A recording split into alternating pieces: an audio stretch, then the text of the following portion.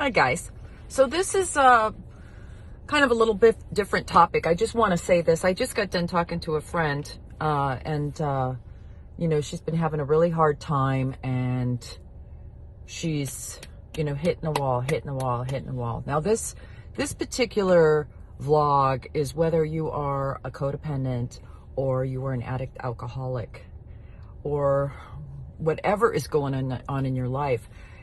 You can only take so much stress, okay? Your body kind of is like the Energizer bunny, right?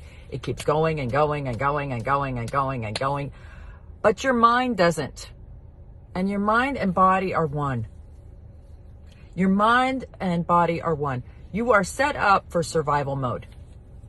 So if you are struggling with something, and it is consuming you, boy,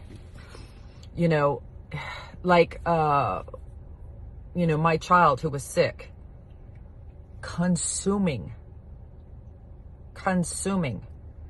If you are a wife, a father, a daughter, a son of an alcoholic addict, and you are dealing with that and not well, you know what I mean?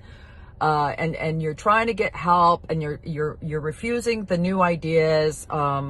If you're an alcoholic addict, the same thing. If you're using and you want help, and you've gone for help, and you've gone to AA, and you're not quite willing to do what they say, you're different. That in-between place, it's like you're leaving one room. You don't want to be in this room anymore. I don't like this room. Whether you're using, you're drinking, you're gambling, you're gaming, porn, you're consumed with concern for your child, your parent, your brother, your sister. And this has got to change. And you go into the hallway, but you haven't entered the next room. You're walking down the dark hallway. You don't want to be there, but you haven't found the next spot. You haven't found the next place. While you're wandering around in that dark hallway, the stress is consuming you. If you do not take the suggestion of the next room to go in, or follow me to this room, that stress will shut you down. Your mind and body are connected so that it survives. So if you can't take any more mentally, if you have taxed yourself mentally, how you can tell you've taxed yourself mentally? You're not sleeping. Your thinking is foggy. You can't eat, right? You're befuddled. Do you know what I mean? You're not clicking on all cylinders. The stress, that's a sign there's too much stress. And what'll happen is your body will shut down. It'll say, that's it. No more. We're done. You will pass out. You will faint. You will get dehydrated. You will end up in the hospital. So, I'm telling you right now, if you're feeling befuddled, befogged, exhausted, lost, dizzy, it'll start affecting you physically. And you need to stop,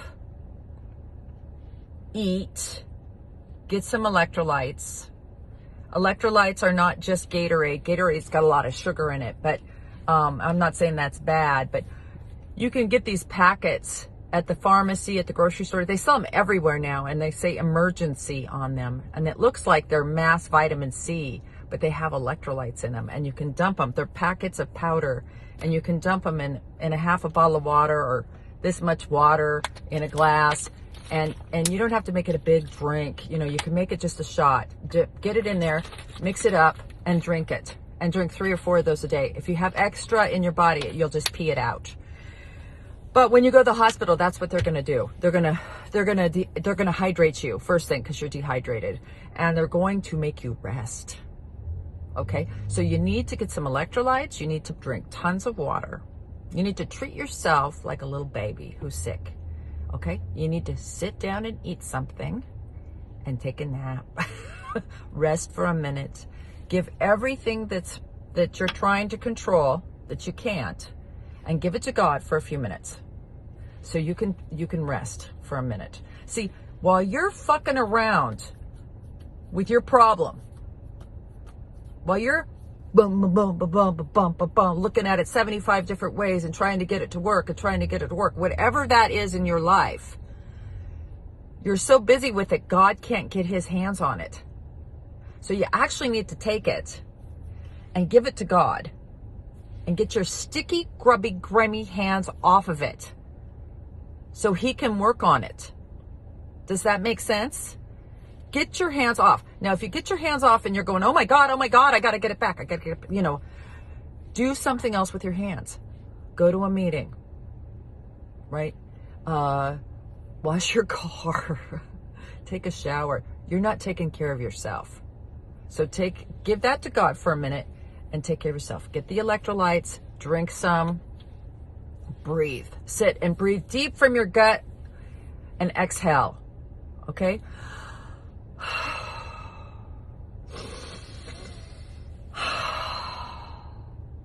In through the nose, out through the mouth. Do that and chillax for a minute. Because if you don't do this, you will end up in the hospital. You will hit a wall and you will end up, the universe will force you because your body will not do that. It's trying to stop you from going to the funny farm. So if you're in this phase of panic and terror in your life, really the only thing that's in your mind, you're trying to control something that you're powerless over. So if you don't stop it, the universe will stop. And you'll end up in the hospital and they'll be telling you, you gotta make some changes here, right? This is not gonna work.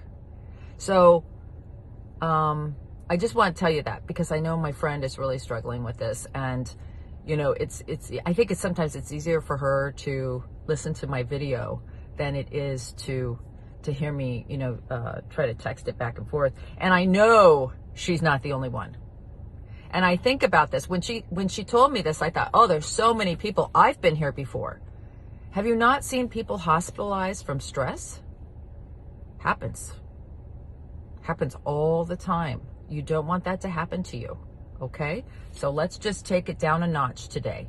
Today is Wednesday. It is the 9th of June. You look at your hands. Where are your hands at? Everything in this moment is okay. Stay in the moment. All right? Stay in the moment. Don't project in the future. That causes anxiety. And don't go in the past. I shoulda, woulda, coulda. That's depression. In the moment, everything is fine. Okay? I love you.